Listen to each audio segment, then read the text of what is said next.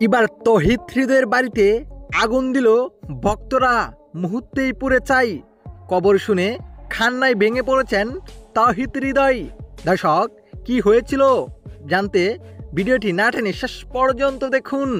দর্শক, পাকিস্তানের দেওয়া মাত্র 135 রান ইরানের লক্ষ্যে ব্যাট করতে নেমে রীতিমতোই ব্যর্থ বাংলাদেশের ব্যাটসম্যানরা।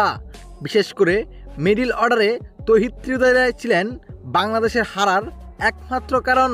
তাদের ব্যর্থতার কারণেই শেষ পর্যন্ত পাকিস্তানের দেওয়া ছোট লক্ষ্য টপ খেতে পারে নাই বাংলাদেশ দল।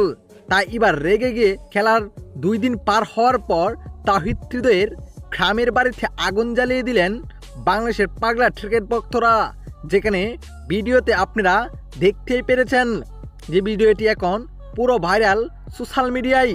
দর্শক, এই বিষয়টি আপনি কিভাবে দেখছেন যে তৌহিদ হৃদয়ের বাড়িতে আগুন দেওয়াটা কি ঠিক হয়েছে? জানাবেন আপনার মতামত এই ভিডিওর কমেন্ট বক্সে। ধন্যবাদ।